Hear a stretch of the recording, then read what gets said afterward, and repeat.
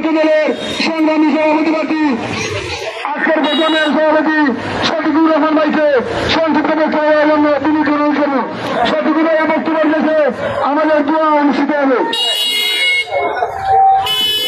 বিসমিল্লাহির রহমানির রহিম। সম্মানিত উপস্থিতি, আমি প্রথমে আপনাদের সবাইকে ধন্যবাদ জানাই। আমরা অনেকেই নিজের ব্যবসা বন্ধ করে কাজকর্ম ফেলে আমাদের দিন ধর্মের কারণে আজকে আমরা সবাই একত্রিত হয়েছি। আপনারা সবাই এখানে উপস্থিত হয়েছেন, এর জন্য আপনাদের প্রতি আমরা চিরকৃতজ্ঞ। মুসলিম উম্মাহ আপনাদের প্রতি চিরকৃতজ্ঞ। আমরা যে আমাদের মুসলিম ভাই বোনদের পাশে দাঁড়াতে পেরেছি, যদিও আমরা সেখানে যেতে পারি নাই, এখানে দাঁড়িয়ে যেহেতু আমরা প্রতিবাদ জানাতে পেরেছি, প্রতিবাদ জানাতে এসেছি, এর জন্য সবাইকে আমি জানাই আন্তরিক ধন্যবাদ ও মোবারকবাদ। সম্মানিত উপস্থিতি, আজকে আমরা এমন একটা জায়গায় দাঁড়িয়ে আছি, এমন একটা বেতার কথা শেয়ার করতে আসছি যেখানে প্রতিদিন ভোরবেলা সূর্য ওঠার কথা, ঘুম থেকে উঠে সূর্যের আলো দেখার কথা, সেখানে আমার মুসলিম ভাই বোনেরা, মায়েরা, বাবারা ঘুম থেকে উঠেই তারা বোমার বিস্ফোরণের শব্দে ঘুম ভাঙছে। বিভিন্ন জায়গায় বিভিন্ন মৃত লাশ দেখে তাদের ঘুম ভাঙছে। সম্মানিত উপস্থিতি, আপনারা জানেন সারা বিশ্বে এরকম প্রতিবাদ জানানো হচ্ছে, যদিও আমরা বাংলাদেশ থেকে প্রতিবাদ জানাচ্ছি, হয়তো আমাদের ওইখানে যাওয়া সম্ভব না। আমরা এখান থেকে যেভাবেই পারি আমরা প্রতিবাদ জানাবো। আমরা যে যেখানে আছি সব জায়গা থেকে প্রতিবাদ জানাবো।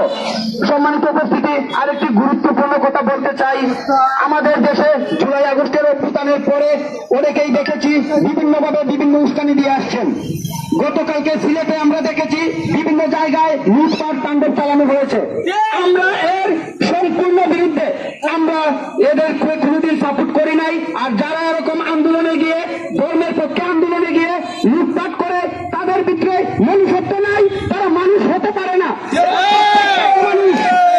সম্মানিত উপস্থিতি, আপনারা জানেন ইরানের সর্বোচ্চ ধর্মীয় নেতা আয়াতুল্লাহ আমিনী উনি বলেছেন যে আমেরিকা যদি ইরানে কোনো ধরনের হামলা করতে চায়, ইসরায়েলকে যদি ধ্বংস করতে চায়, তাহলে উনারা যুদ্ধ ঘোষণা করবেন, আমেরিকার বিরুদ্ধে উনারা সরাসরি মাঠে নামবেন। আমরা যেহেতু মাঠে নামতে পারবো না, ফিলিস্তিন যেতে পারবো না, আমাদের বাংলাদেশে যত ইসরায়েলি পণ্য আছে আমরা আগে নিজেদের ঘর থেকে এর প্রত্যাহার করব। আমরা যদি প্রত্যেকটা ফ্যামিলি থেকে ইসরায়েলি পণ্য ব্যবহার করা বন্ধ করি, ধীরে ধীরে দেখবেন সারা বাংলাদেশে ইসরায়েলি পণ্য এমনিতেই বন্ধ হয়ে গেছে। আমরা আজকে থেকে আর কোনো ইসরায়েলি পণ্য কিনবো না, কাউকে কিনতে বলবো না। আমরা মানুষকে সচেতন করব, ইসরায়েলি পণ্যের মধ্যে